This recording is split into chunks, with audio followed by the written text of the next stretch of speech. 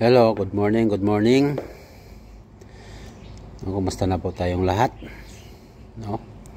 Thank you sa Panginoon sapagkat patuloy niya po tayong binibigyan ng bagong umaga, bagong araw, bagong kalakasan. Mga kapatid, napakabuti ng Panginoon. God is good nga.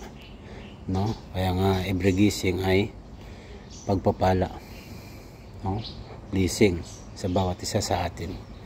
Mga kapatid, kayo po ba ay laging nagpapasalamat kay Lord?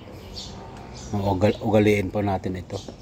Pagkat ito po ang kalooban ng Panginoon na ang kanyang mga anak dapat laging nagpapasalamat sa Kanya.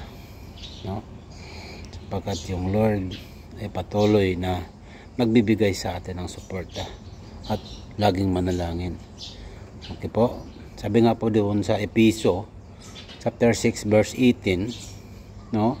Ang lahat ng ito ay gawin ninyo na may panalangin at pagsamo.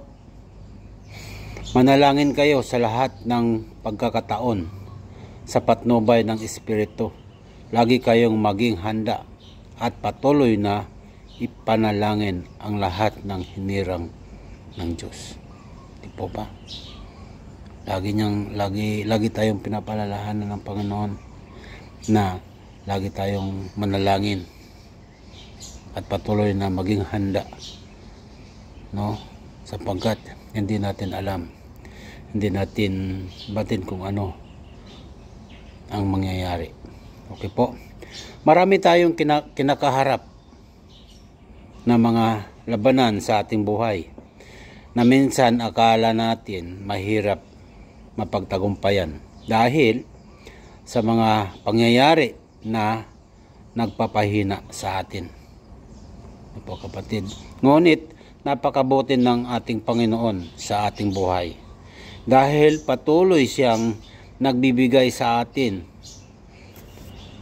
ng kapahayagan sa pamamagitan ng kanyang banal na salita.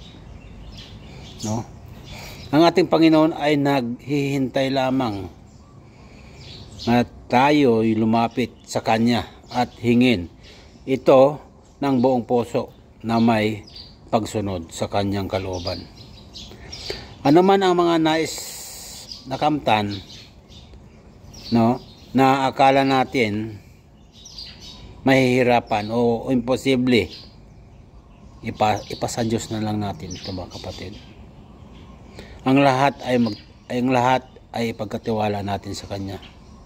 Ilagak po natin sa Kanya ang ating kabilisahan, ang ating mga kabigatan, lahat ng ating mga nararanasan.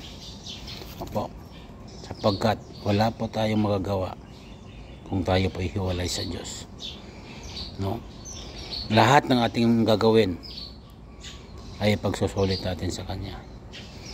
No? Ang Diyos pa rin mismo ang isang masusunod, no? Sapagkat ang Diyos ang may control sa ating buhay. Opo, mga kapatid,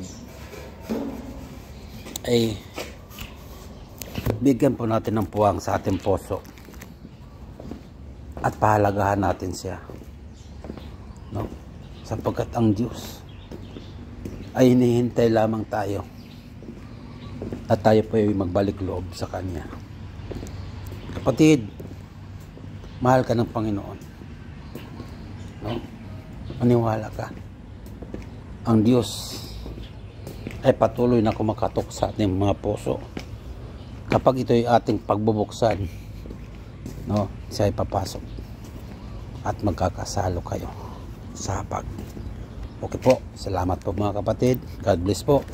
No, patuloy po tayo mag-iingat.